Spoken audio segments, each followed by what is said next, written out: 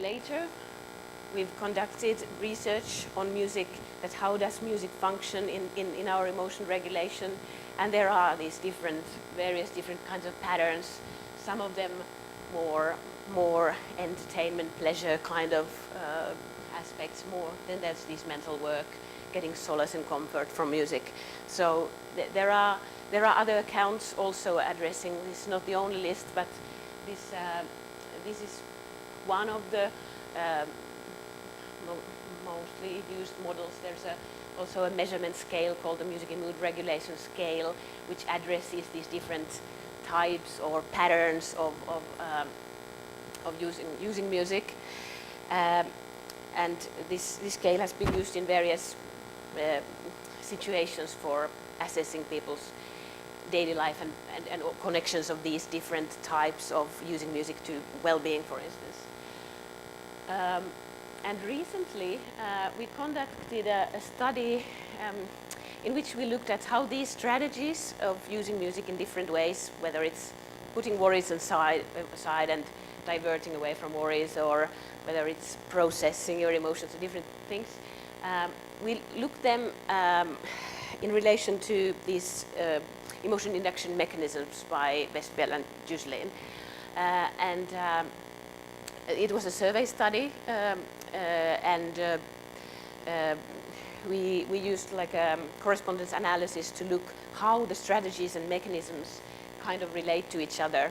And this figure, in all its messiness, sort of outlines the relatedness of different strategies and emotion induction mechanisms that were emerging from the data.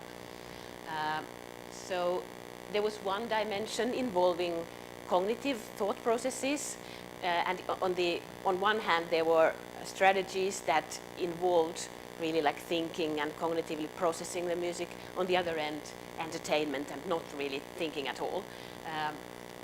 On one dimension that involved feelings, there were like on that end there was like intensive affective processing, affective engagement, and on the other hand like distraction, not affectively processing this. I'm just distraction and moving away from emotion. And then there was this dimension of like a bodily dimension, that whether one more focused on embodied experience or the situation at hand.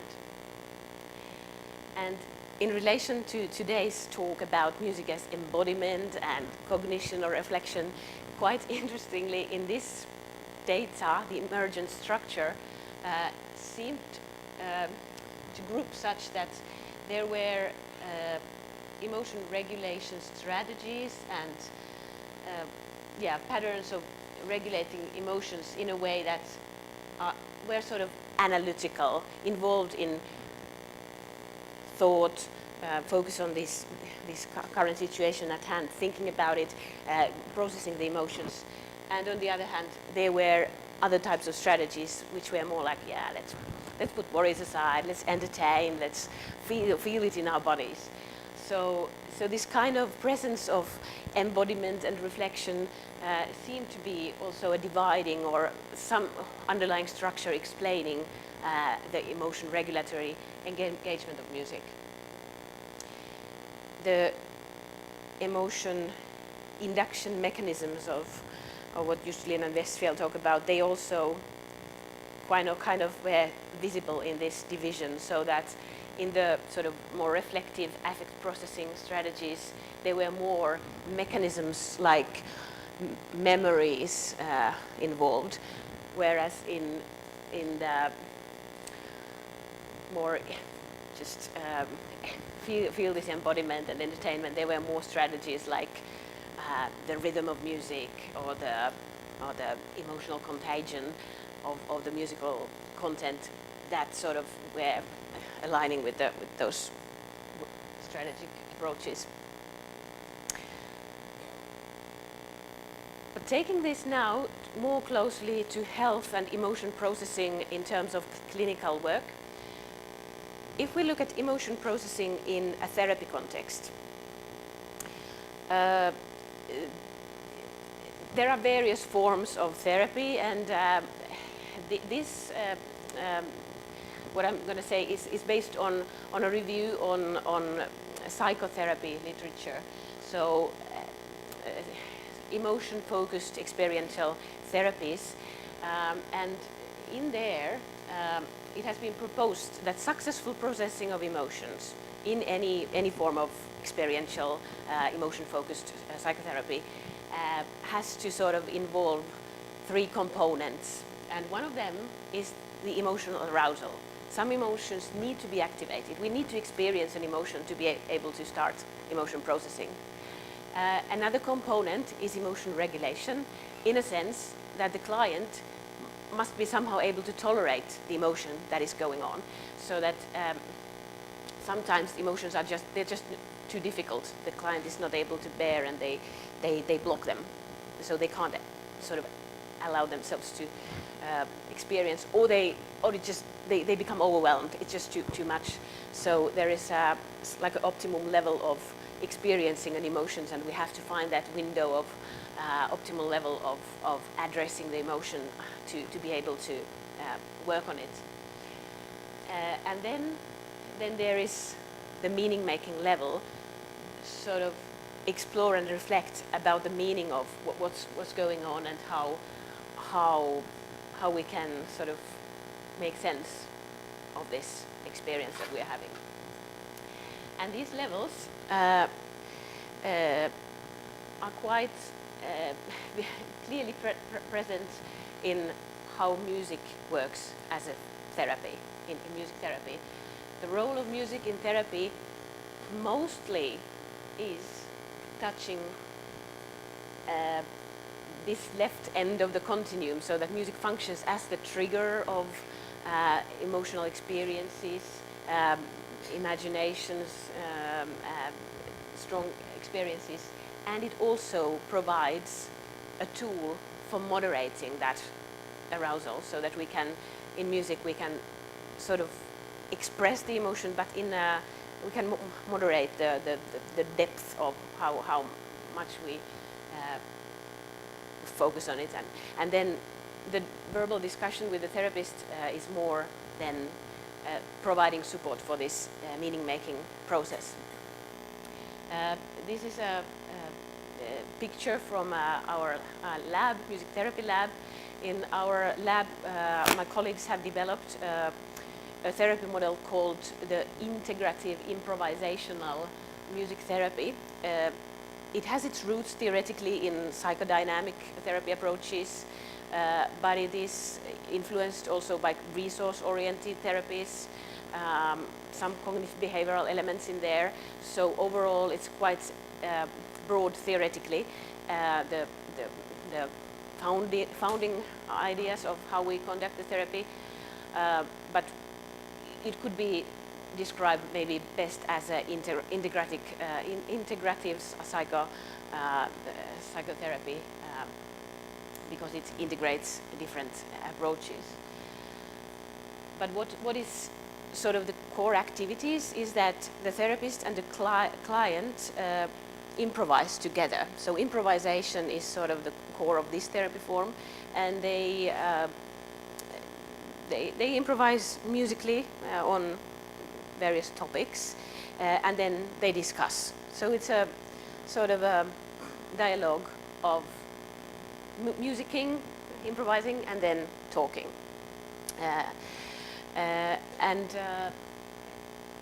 Clearly there is this dialogue of meaning making and emotion arousal happening there.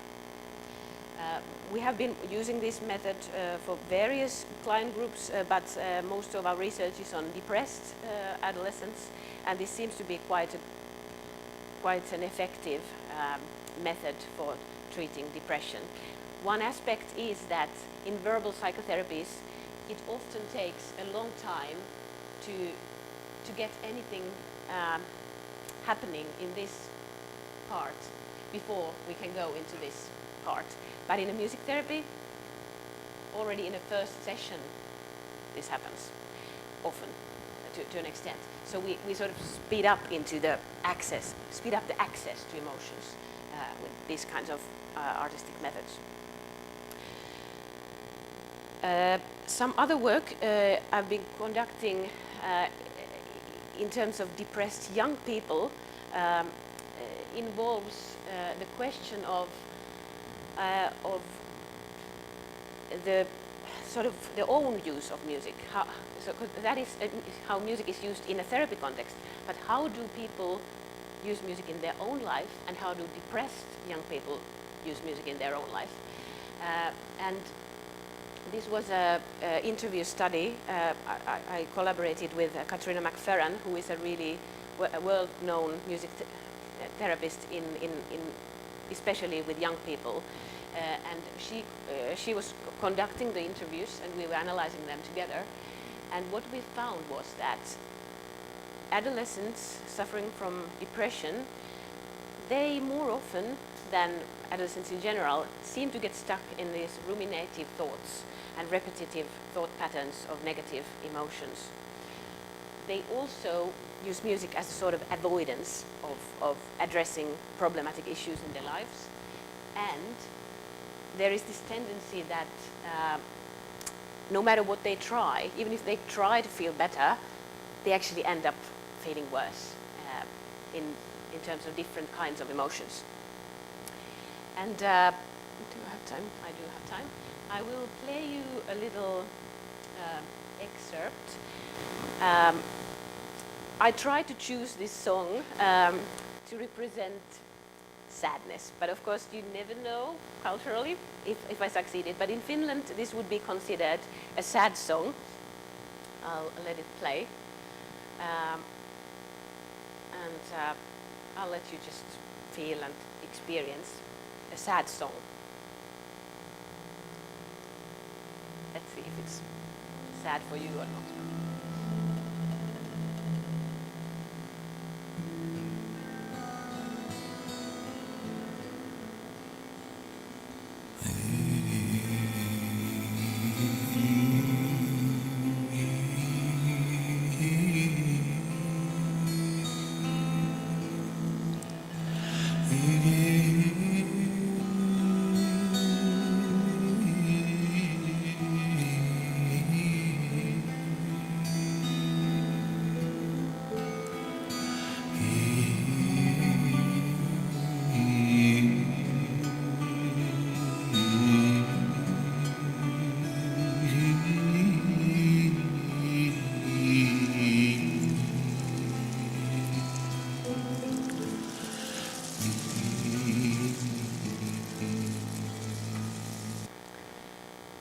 Okay, so there was some sadness, but not only sadness. Maybe there was also some feeling of hope, or being held, or being empathized, maybe.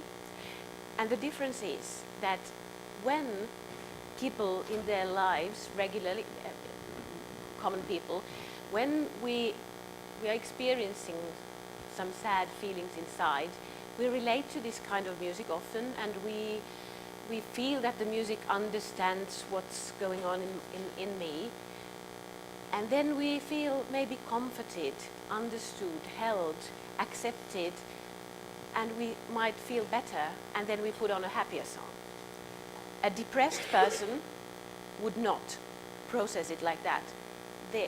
There is this bias of just being stuck on this stage of relating to the sadness and then staying there, not being able to move, not being able to process forward, but just go into a cycle of just feeling more miserable. Yes, this will never get any better, and life is not for me. So there is a strategic difference of how people are able to use the affordance of music for emotional dialogue and processing. Depressed people, more often than healthy ones, are unable to use music's affordance to move on in the emotional processing, and they would just get stuck with their depressed feelings. Yes?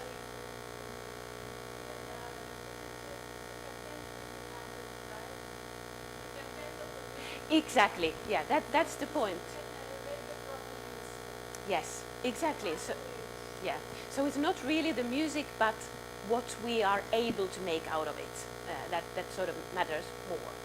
Or of course, it's a dialogue, but yeah. And what we see in the depressed young people is that these failed attempts of trying to feel better and ending up of feeling worse is such that they kind of don't see that, or they are not able to do anything about it.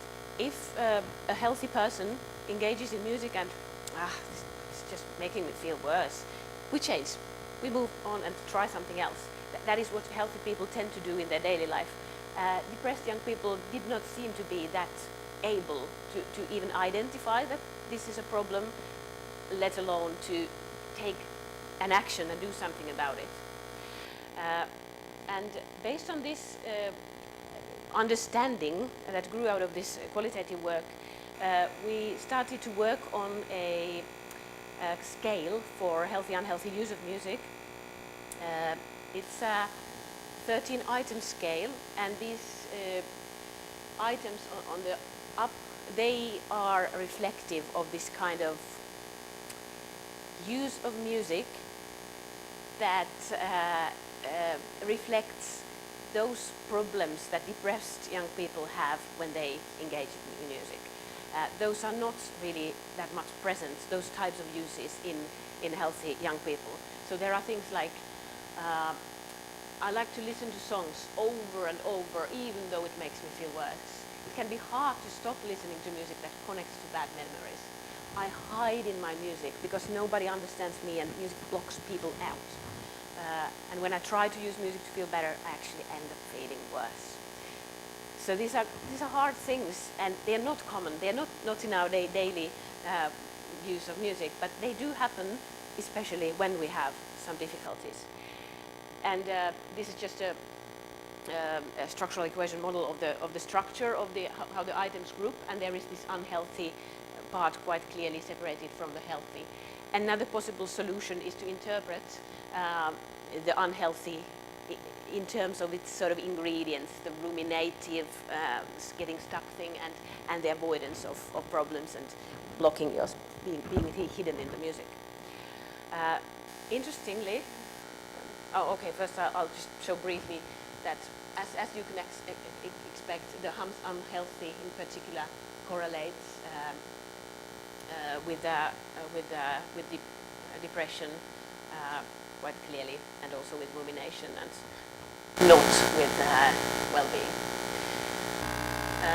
But interestingly, this is also something that the work that has been carried forward in this very lab.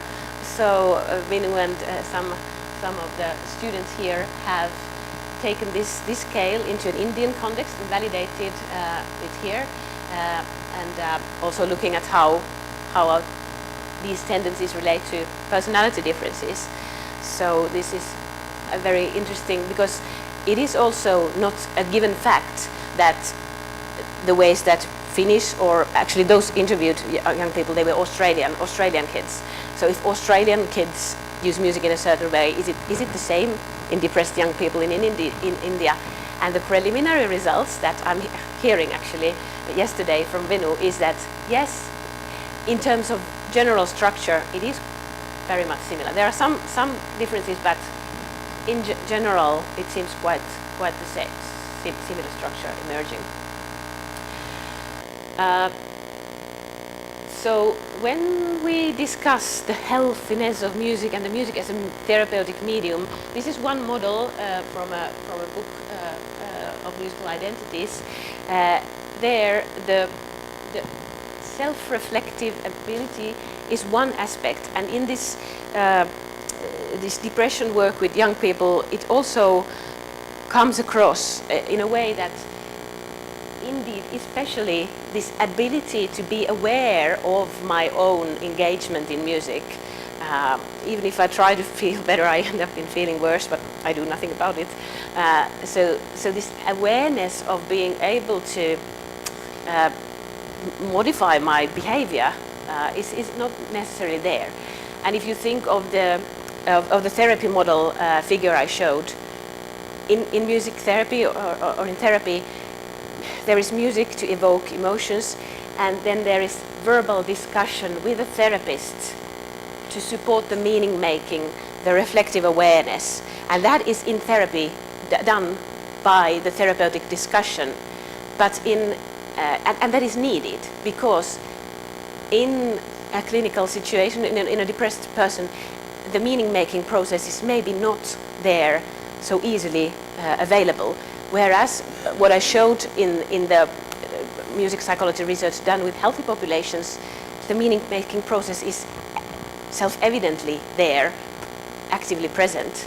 So maybe in terms of how to address young people in depression, one aspect is to increase their awareness of what is this music doing to me, is this good or bad, and so on. And there are a couple of intervention programs that have addressed this ability or have used music as a way of addressing adolescents' capacity to sort of conceptualize and be aware of their emotional reactions to music. And it seems to be, at least, I mean, some of the results are quite positive, but it's a very emergent field, I would say.